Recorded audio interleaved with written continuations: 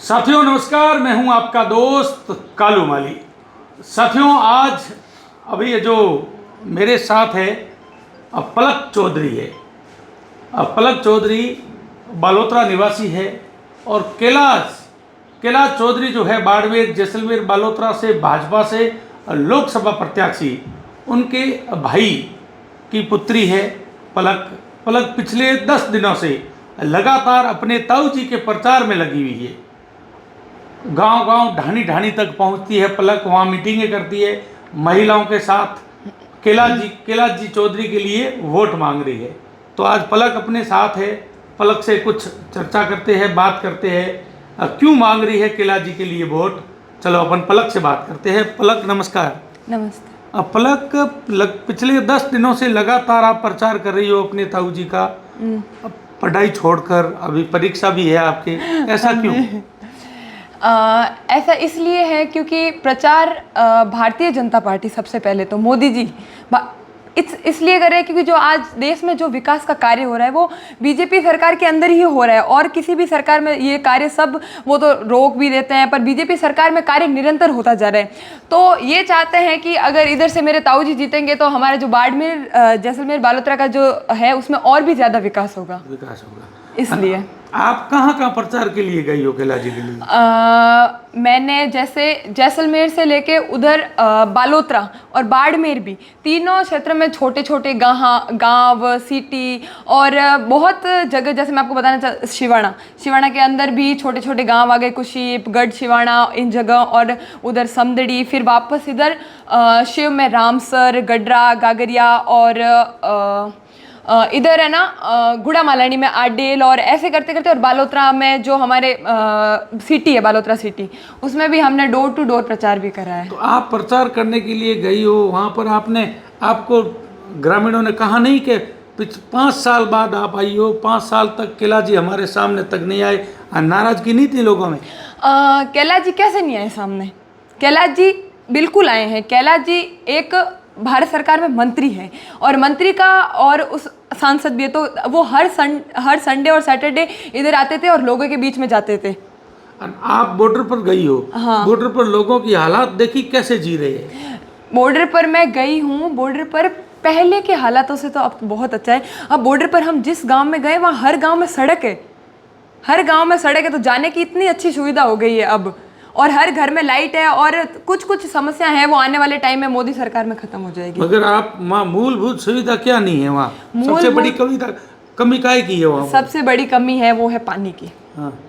पानी की इसलिए है क्योंकि जो बाड़मेर जैसलमेर बालोतरा जो ये एरिया है, ये अपन का एक डेजर्ट एरिया है, और डेजर्ट एरिया में आप जितना पानी दोगे उतना कम पड़ेगा।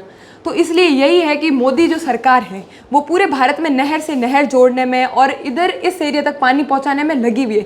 पिछली अपन के 5 साल से कांग्रेस सरकार थी।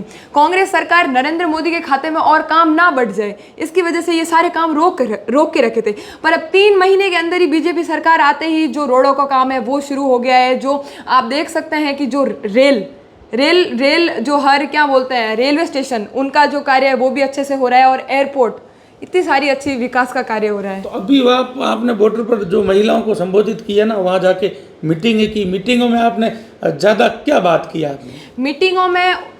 मीटिंगों में हमने की कि वोट मोदी जी को ही दें और मोदी जी को विजय बनाए। तब उन्होंने अपनी समस्या बताई कि पानी की समस्या। तब हमने भी उनको बताया कि मोदी जी इस बार बाड़मेर आकर गए थे तो वो गारंटी देकर गए थे कि हर घर में नल होगा और हर घर में पानी आएगा।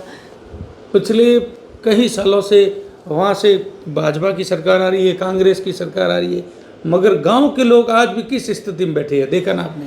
गांव के लोग देखो पहले की स्थिति से तो बहुत अच्छा है।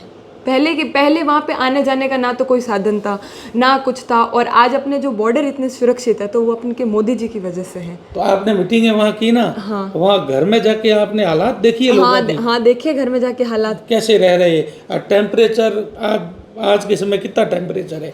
आपने मीटिंगें की ना? हाँ। कितनी हर मीटिंग में कितना समय दिया आपने?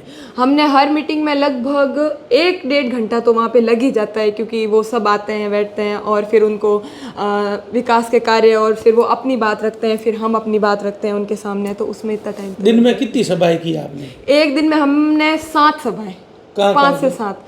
जैसे सबसे पहले उधर बालोतरा से रवाना हो गए, बालोतरा से रवाना होते इधर बाड़मेर का एक एरिया, उसका नाम नहीं पता है मुझे, उस एरिया में गई, वहाँ पे भी बहुत सारे औरतें इकट्ठी हुई थी, तो हम सब वहाँ पे। और उसके बाद में हम निकल के इधर की साइड से चले गए सबसे पहले रामसर में हमने 2 सभाएं की, और उसके बाद में हम चले गए गडरा, और 2 सभाएं हमने गडरा में करी। फिर उधर एक है ना गडरा से आगे की साइड एक मुस्लिम गांव है, फिर हम उस गांव में गए, उस गांव में इतनी छोटा सा गांव है, फिर उस गांव में घूमे, और उस गांव में, और उसके बाद में हमने रामसर गागरिया स्टेशन है पूरा, और वहाँ के सब लोग इकट्ठा हुए, फिर वहाँ पे भी सभा की। वहाँ पर लोगों का समर्थन कैसा मिला? समर्थन बहुत अच्छा मिला, वहाँ पे लोगों का समर्थन बोला कि हम मोदी जी को ही वोट देंगे। आपको लगा कि मतलब लोग कैलाश चौधरी से खुश है?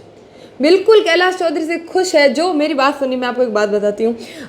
जैसे एक काम विधायक का जो कार्य होता है, विधायक जैसे कोई भी हेडपंप का और कोई भी कार्य होता है तो वो विधायक लेकर आता है, तो वो तो विधायक का काम हो गया।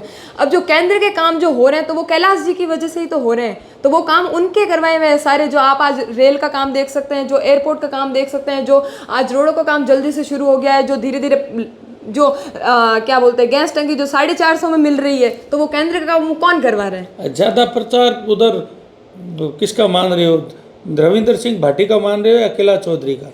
बिल्कुल कैलाश चौधरी का ज़्यादा प्रचार हो रहा है।